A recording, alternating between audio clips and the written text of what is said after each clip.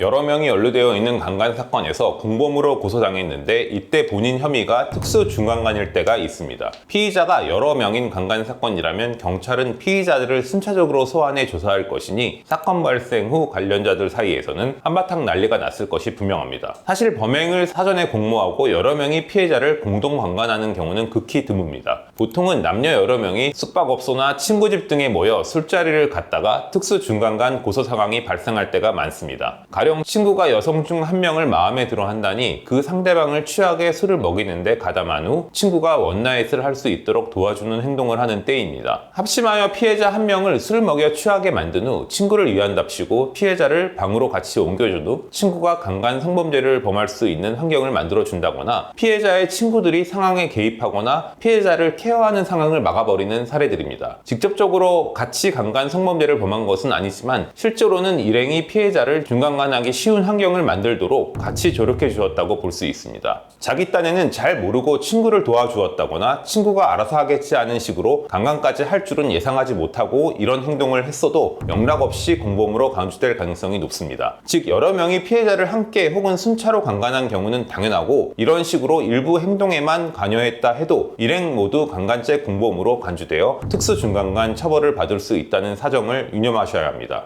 특수중간간과 특수강간 차이점과 처벌 수위는 어떻게 될까요? 특수강간은 개념상 여러 명이 공동으로 피해자를 강간하거나 흉기 또는 위험한 물건을 휴대해 강간한 경우 인정되는 범죄입니다. 한편 중간간은 술에 취했거나 잠이 들어 저항불능 상태에 있는 피해자를 간음한 경우를 의미하는데요. 특수중간간은 술에 만취했거나 잠이 든 피해자를 여러 명이 공동으로 강간한 경우를 의미합니다. 이른바 합동강간 사건입니다. 반드시 강간까지 같이 하진 않았다 해도 막만 봐준다거나 일행이 강간하기 쉬운 환경을 만드는데 기여만 했어도 특수중간간 처벌이 불가피할 수 있습니다. 중간간 피해자는 사실상 항거불능 상황에 있었을 것이니 흉기나 위험한 물건으로 피해자를 협박할 필요성이 있는 경우는 거의 없을 것이기에 특수중간간 사건의 대다수는 여러 명이 술에 취해 있는 한 명의 피해자를 강간한 상황을 의미한다고 볼 수 있습니다. 특수중간간 처벌 수위는 특수강간과 동일하며 무기징역 또는 7년 이상의 징역형입니다. 특수중간간 고소를 당했고 혐의가 인정되는 경우라면 수사기관에서는 피의자들에 대한 구속영장을 신청해 구속수사를 개시할 가능성도 높습니다. 특수중간간 처벌은 법정형 하한선이 7년 이상의 징역형이기에 유죄가 나온다는 전제에서는 특수중간간 합의를 한다고 해도 집행유예가 나오기 어렵습니다. 즉 특수중간간 합의를 하고 선처받는다고 해도 최소 4, 5년 수준의 실형을 선고받을 여지가 상당합니다. 억울한 부분이 있다면 어떻게 소명해야 할까요? 내 딴에는 술자리 모임에만 같이 있었고 친구가 부탁하여 지인이 이성과 스킨십 또는 서로 합의하에 원나잇 상황이 조성되도록 도와준 것뿐인데